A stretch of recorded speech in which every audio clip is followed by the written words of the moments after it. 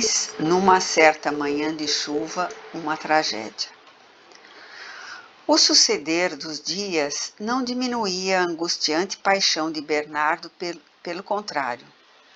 Recrucedia a animosidade ao amo e a revolta contra os escravos. Submetia-os aos rudes trabalhos com atitude impiedosa, passando a ser temido, pior do que isso, também detestado.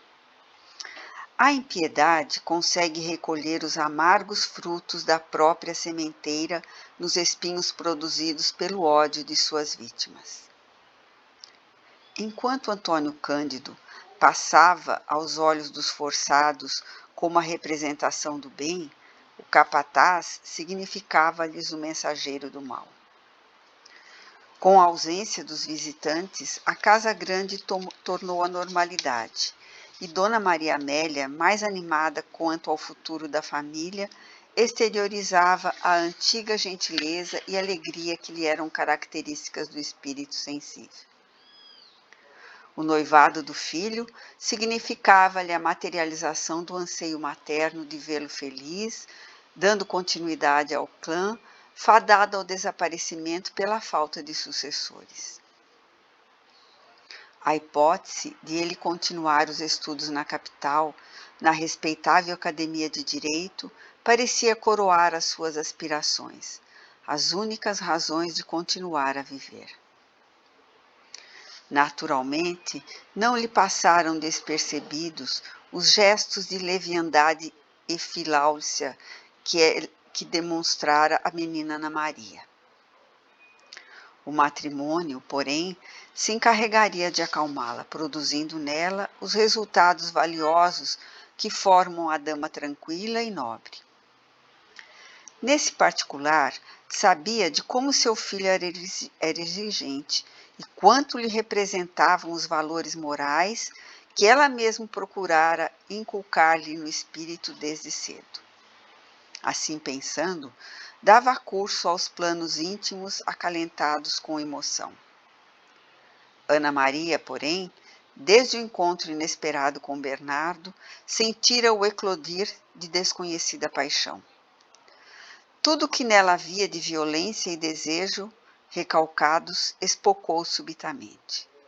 Aquele homem que externava as emoções com virilidade e sobrançaria, rasgou-a interiormente, desvendando o continente do seu espírito inquieto. Pareceu-lhe sempre ter sonhado com alguém que a arrebatasse, dominador, impetuoso como ele, e ante a confissão que escapou dos seus lábios em febre, não saberia impedir submeter-se aos desejos imprudentemente. Foi necessário que todo o seu orgulho gritasse, enxotando-o para que se pudesse libertar da incômoda com a apetecida presença. Nunca, porém, esqueceria aqueles 2 olhos hipnotizadores que a queimaram com toda a força de paixão desmedida. Receara cair naquele instante e provocar um escândalo, exatamente quando se lhe delineavam os prognósticos favoráveis da fortuna. Antônio Cândido inspirava-lhe à distância, refletia demoradamente, ansiedade e expectativa. Todavia, ao seu lado, a enfermidade que o martirizava constituía-lhe um desagradável tormento. É como se amasse e odiasse o noivo, numa incongruente atitude. Queria-o e temia-o também. Fitando-o por meio da memória, parecia-lhe impossível temer tão frágil ser, que, apesar da organização física delicada, dera a todos, no dia da libertação dos escravos na sua fazenda, a prova do caráter inquebrantável e forte de que se fazia possuidor, causando a profunda impressão que lhe despertou maior interesse, um interesse perturbador.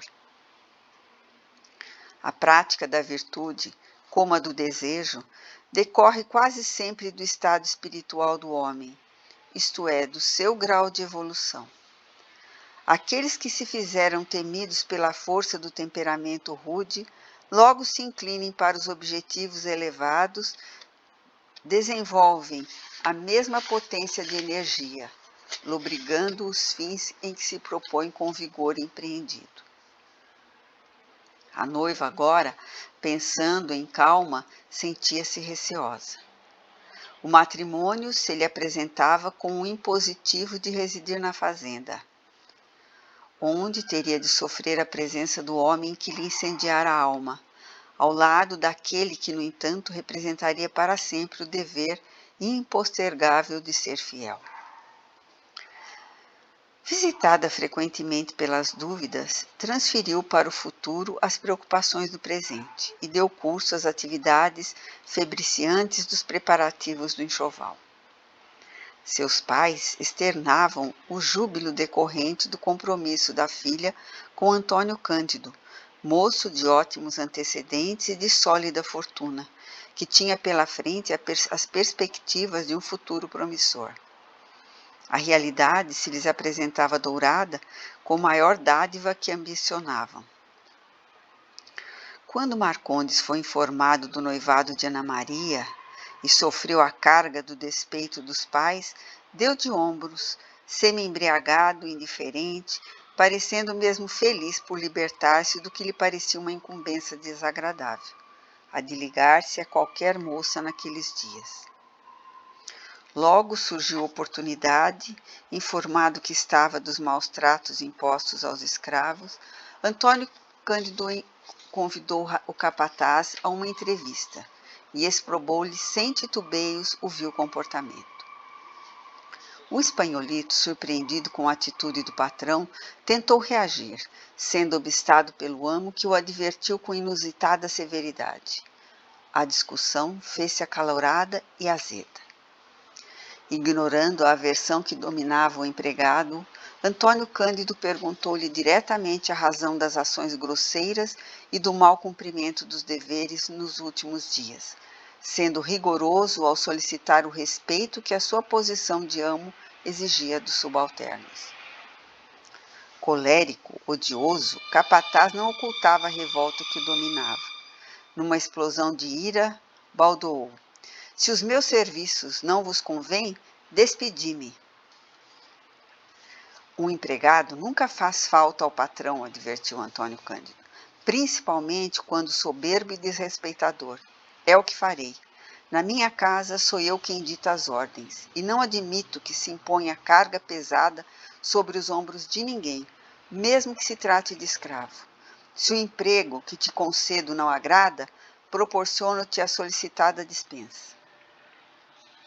Houve um silêncio de agouro. Pela mente de Bernardo sucederam-se cenas terríveis, arrancadas do fundo da memória espiritual. O ódio é artesão cruel, que termina por enrodilhar os que cultivam nas malhas que tece. O afastamento, considerou intimamente, representava a perda da oportunidade de rever a amada. Afinal de contas, o pivô real do incidente. Fugir significava lhe permitir a vitória do outro, e sabia que não seria possível suportar a certeza do triunfo do homem odiado com a mulher querida. 1000 vezes a morte ou... Ideia infernal fulminou. Todo ele se inteiriçou e, controlando a própria impetuosidade, pronunciou as palavras que lhe pareciam difíceis de ser ditas. Desculpai-me, senhor. Não estou passando bem de saúde ultimamente. As últimas palavras saíram-lhe com dificuldade dos lábios. Ser grande nos gestos de pequena monta é tarefa possível somente aos que sabem diminuir-se diante das próprias conquistas. E Bernardo, que vivera na erraticidade por longos anos, escravo da própria desdita, não poderia, tão rapidamente, galgar os degraus ásperos e nobres da escada da evolução, que são pavimentadas com pedras da humildade e da renúncia, para alcançar os altiplanos da paz verdadeira. Antônio Cândido, a quem os estados de exacerbação produziam infinito mal-estar, pálido, muito pálido, em profunda astenia, aproximou-se do capataz e disse-lhe ofegante: "Não há de ser nada. Eu te desculpo. Esquece o incidente, a infeliz altercação, porém abranda-te em relação aos cativos. A custo mantinha-se de pé. Nos recessos da alma experimentava o reacender da animosidade. Vendo-o atrevido à frente, sofreu hedionda repugnância por ele. O despeito assomou-lhe a consciência e a reação inesperada foi a de avançar e despedaçá-lo. Toda a força do opositor e sua esbelteza ofendiam-no na fragilidade e dependência em que se encontrava submetido. Sucedeu que, por primeira vez, Girolamo e Dom Giovanni se defrontaram vencidos pelo ódio soez a renascer e reviver do passado, malgrado a indumentária nova, diversificadora, que não conseguia, entretanto, abafar todo o ímpeto das reminiscências pretéritas. Imediatamente Bernardo retirou-se resmungando. Nunca me esquecerei da humilhação impingida. Obrigar-me a desculpar-me, o fracote. Restabeleceram-se os liames da aversão do passado. A senda a percorrer era sombria agora e espinhosa. O amo, vitimado pelo assodar dos sentimentos negativos, longamente recalcado, foi obrigado a recolher-se ao leito, e a velha terapêutica antiasmática, pois que, agitado pelos nervos em descontrole, a respiração passou a sofrer a presença da enfermidade ultriz. Dona Maria Amélia, notificada do incidente, não pôde sofrear a revolta, e por pouco a situação não se fez mais complicada ao desejar expulsar o rebelde dos limites da propriedade. O filho desencorajou-a com delicadeza, informando da própria necessidade de repouso para imediato refazimento. As chuvas chegaram desastrosamente. As trovoadas de verão irromperam inclementes. Avalanchas interrompiam as estradas precárias, transbordavam os rios. O Paraíba, normalmente manso, tornou-se furioso, e suas águas invadiam estrepidosamente as terras baixas do vale, destruindo lavouras carinhosamente plantadas e deixando à passagem os sinais terríveis da devastação. Troços e árvores arrancados pelas terras dos desabamentos nas margens representavam as águas que ultrapassavam os diques naturais e enxurravam com violência crescente, espalhando desolação e horror. Casebres humildes eram arrancados e quando a tempestade amainou, a sombra da morte pairava sobre vidas humanas e de animais, aumentando a desgraça com as altas somas do prejuízo decorrente das lavouras destruídas e dos campos devastados. O rio continuava em violência, recebendo as águas dos afluentes e das zonas ribeirinhas, onde a fúria das chuvas prosseguia implacável. Na primeira manhã, logo diminuíram o clangor dos trovões e a aluvião produzidas pelas águas. Antônio Cândido e Bernardo saíram a visitar a propriedade seriamente danificada. Os vestígios do dilúvio eram visíveis em abundância. O rio crescera desmedidamente e persistia ameaçador. Do lado oposto, podiam-se ver as galhadas quebradas, as árvores destruídas e as marcas dos diversos aclives por onde as enxurradas produziram sulcos violentos e fundos. A paisagem ora estuava de força, ora surgia destruída pelo ímpeto da tormenta. O filho do coronel Aragão, contristado face ao volume dos prejuízos e à necessidade de refazimento da lavoura justa fluvial, não percebeu o senho carregado do capataz visivelmente perturbado. Bernardo, há dias, não era mais o mesmo de outrora. Recusava alimentar-se no lar e dava mostras de desequilíbrio por nonadas. Tinha os olhos sem luminosidade emagrecera celeremente. Quando lhe perguntavam as razões desse estado do seu deperecimento, evadia-se com as justificações e desculpas, ou descambava para o mau humor. A pobre mãe preocupava-se na sua humildade, sem conseguir descobrir o martírio do filho. Recorreu mesmo a Dona Amélia, que, forrada de sentimentos elevados, prometera ajudar no que lhe fosse possível. Mais de uma vez, a genitora surpreendera-o falando a sós, como em conjecturas de alta voz, altercando com as sombras, ressuscitando as lembranças tristes das sórdidas regiões de onde viera. Digamos sem delongas, Bernardo, o belo mancebo, descendente de espanhóis, enlouquecera, estando no período primário das alucinações, em que a realidade desaparecera ante as manchas da ilusão, e os fatos perdem o significado ao impacto das suspeições irracionais. Os danos são incalculáveis, disse Antônio Cândido ao amigo, apeando-se do animal e voltando-se para trás. Mas não pôde prosseguir. Bernardo tinha os olhos fixos, vidrados, inexpressivos. Encontrava-se à borda do rio, numa parte alta, enquanto as águas lodosas rolavam embaixo, estrepitosas. — Que tens, homem de Deus? Inquiriu o senhor. — Não passas bem de saúde? O outro mudou a direção do olhar e cravou-o no patrão com dureza. Lívido e trêmulo gritou: — Nunca mais me roubareis coisa alguma, bandido. Enlouqueceste repentinamente? Perguntou Antônio Cândido, colhido pela terrível surpresa. Que te tomei por acaso? Não vos recordais? Tomaste-me tudo, a alegria, o amor, a razão de viver. Pagar-me-eis agora.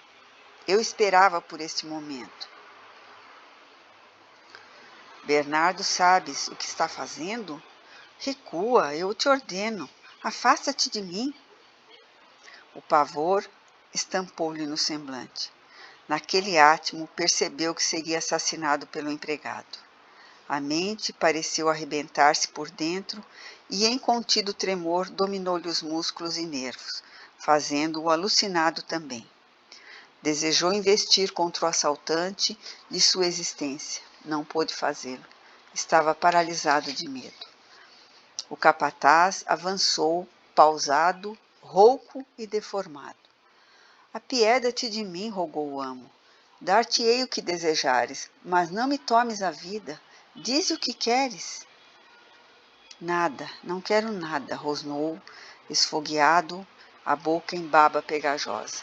Não desejo nada. Aproximou-se até que ambos sentiram a respiração opressa de um e do outro. Que escapamentos descompassados, violentos, sôfregos.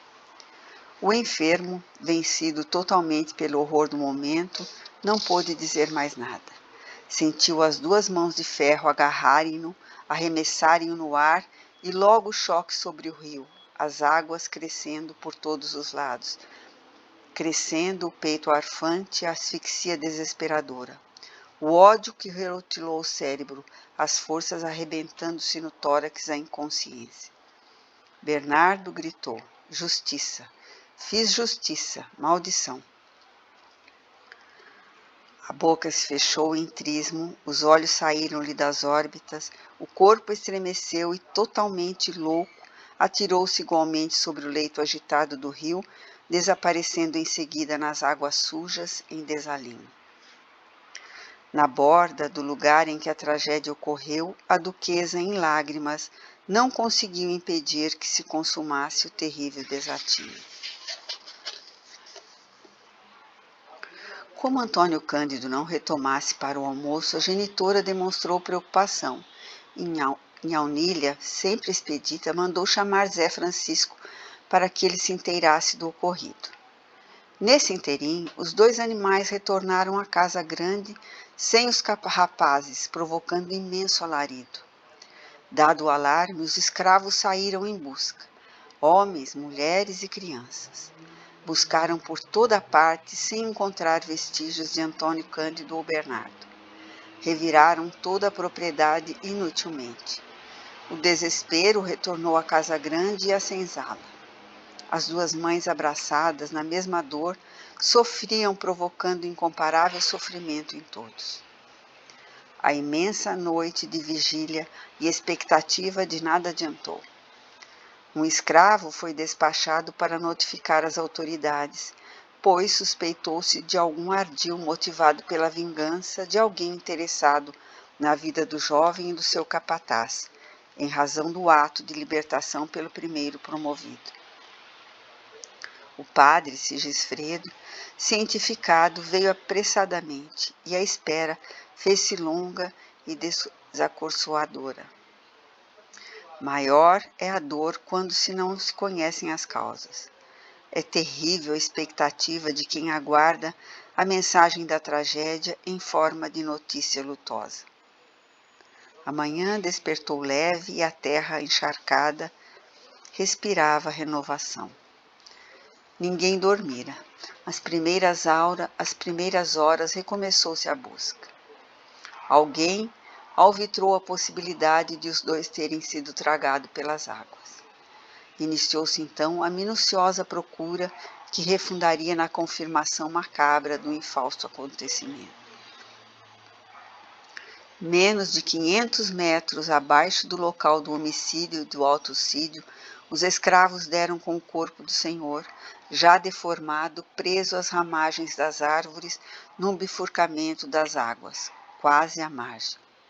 Mais adiante, o cadáver de Bernardo flutuava inchado e rasgado pelos troncos das madeiras flutuantes, igualmente preso nos destroços.